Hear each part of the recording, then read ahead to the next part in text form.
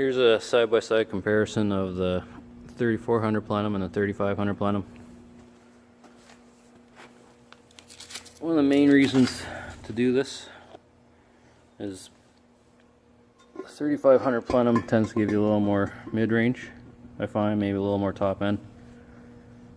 Also, main reason I'm doing this so I don't have to spend a whole bunch of time porting out the neck on this for the 65mm throttle body. Once you open it up, you're still not opening it all the way up to 65mm because there's just not enough room. These came with 65mm throttle bodies from the factory, so basically you just bolt the throttle body on and you have a lot more air going in there than you did with that one there. Here's a difference from the underside.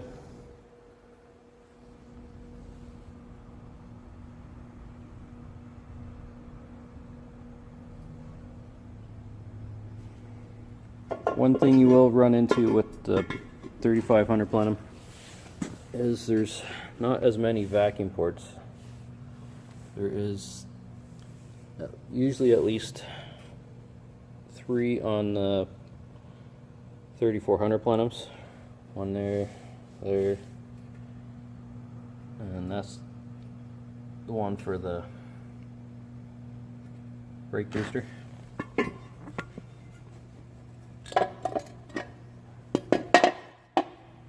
the third one's on the back there. This one you can drill here for another port if you need one. I'm just going to use the 65mm throttle body because it's got 2 ports on it and should be plenty for what I need. If not, I'll just tee them off or eventually drill and tap some more if I have to. Once you get all your old gasket off, you usually use a little bit of brake clean on our rag. Just make sure all the surfaces are clean for the new gaskets. Alright, now we got our 3500 Plenum. One problem, it doesn't exactly bolt on right away.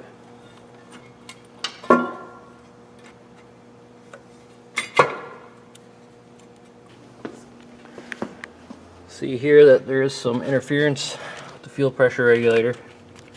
There's a couple ways around that. I'm going to grind the neck on this Planum right in here so it clears. Another thing you do to also make a little more space is to pull this bracket off the fuel pressure regulator. You notch the bottom just a little more so that you can kind of just rotate the regulator out of the way.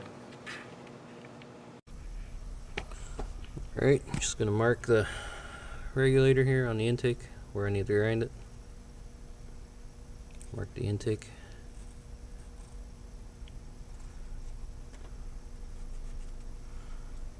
Do a little bit of grinding. We'll test it again.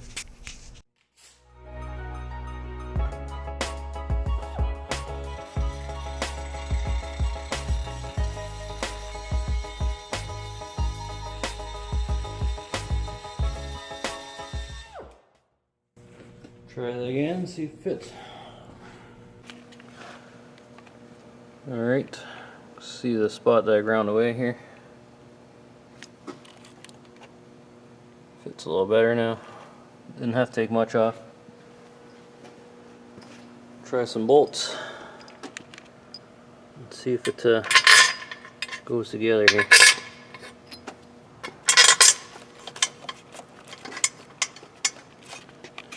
You'll know if you need to take more off because you won't be able to get the bolt started.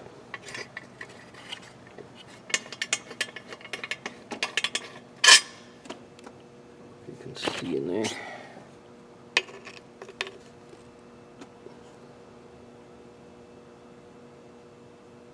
It's close.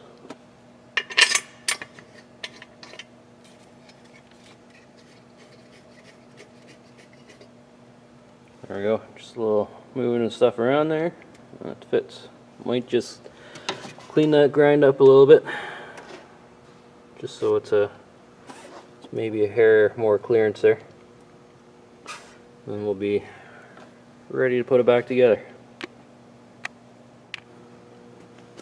One thing I need to do before I put the Planum back on, I need to switch the map sensor pigtail over so that I can hook up the 3500 map sensor.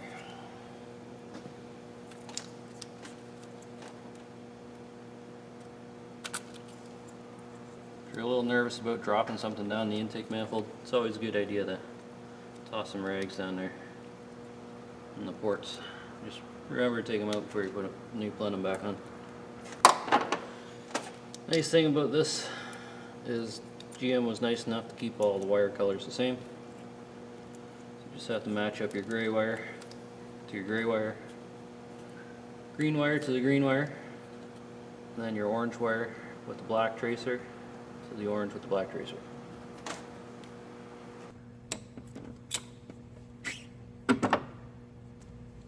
I like to use these heat shrink butt connectors. Just makes things a little easier and quicker.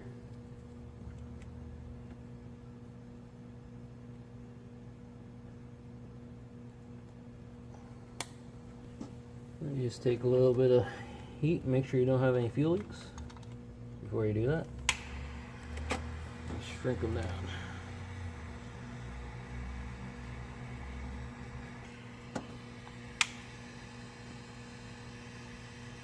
And that's it. Alright, when you have a homemade adapter like this, you need to get yourself a roll of gasket paper. And use that gasket paper, cut out a fresh gasket, just like this one here.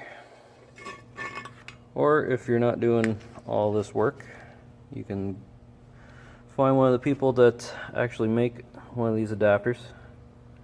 You can find them on some of the forums for like the Aleros and Grand Dams and stuff like that. They have some nice CNC machined adapters that bolt right on. You just bolt your throttle body on, and they're usually machined on the back side with no ring, so you don't have to cut out a fancy gasket like this one. But if you're on a budget like me and you have a little bit extra time, you just make your own adapter. Just use the drill press, hole saw, countersink from a hardware store. It was maybe $5-10 for the countersink. And then I used some of these M6 set screws. They're tapered on the one end. They just fit in there nice and flush, that way you can still bolt the throttle body on.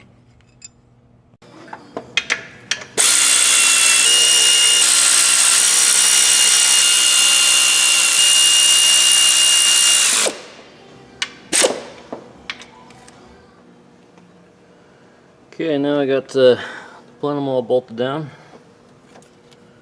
Got my ugly homemade bracket. It's not the nicest one I made, but it works.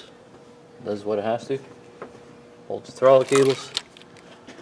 Now I just gotta get the EGR bolted back on. Now I gotta start plugging everything back in. I gotta remove my coil pack and swap it over to the 3500 bracket. Bolt that down. Install the canister evap purge valve. Then I need to hook up the mass airflow and everything with the intake pipe or boot, and should be ready to fire pretty much then. One thing I did with this bracket is I drilled 2 holes in it. This is one of the 3500 or the 3.5 LX9 throttle body brackets. The bottom half is, the top half's just the regular 3400 bracket. It's customized to work. So I drilled 2 holes in here. That way I can just put a zip tie around the coolant pipe, and it just holds it up off the exhaust manifold for me. Alright, just a couple more things here. I'm gonna have to switch to a cone air filter on the instead of the air box, because it just won't fit. It's maybe a half an inch too long, and I don't want to end up breaking any of the sensors or anything. So I'll swap that out. I never used the air box before on the Grand Am. I end up just using the comb filter just hanging in the box. So I'll probably have to go that route again. Another thing with these LX9 throttle bodies, you have to enlarge the hole on the throttle bracket or throttle cable bracket. That way the ball of the throttle cable will actually fit in there, just like so. You usually just take like a little drill bit and kind of drill it out a little bit bigger, just enough to get the ball in half of it there. And then your cruise control cable will hook up right here, and it works as it did before. So for tonight, I'm just gonna leave the air box kind of sitting there like that. Then I'll swap that out tomorrow to a regular air filter. So it shouldn't hurt me for going home tonight. I'm just gonna finish hooking up this stuff, and then I'll swap my coil pack bracket out, and it should be ready to fire up. Alright, just a couple more things here. Breather tube that runs from the back valve cover up to the intake tube here is not going to work. The last one I did, I just cut it and put a piece of hose, and it was fine. Probably going to do the same. I just have a spare one that I'm going to use instead of cutting up a good one, because they are hard to find without going with the wreckers. With my stash anyways. I did also use a nut down here because I didn't have the right bracket with me that goes up here on the for the 3500 Planum. So it's no big deal really. Just kind of simplify things. I just kind of capped off my purge valve, the old one for now. Plug that back in, so hopefully it doesn't set an engine light, but probably will. And the new purge valve is on. Siliconed up the broken off piece for tonight. And I'll probably get a new one tomorrow, or I might even just make a whole new bracket up or something, I don't know. Thinking of maybe tapping that and then making a bracket so that I can actually use the original purge valve instead of having to rely on this one here, just to kind of simplify things a little more.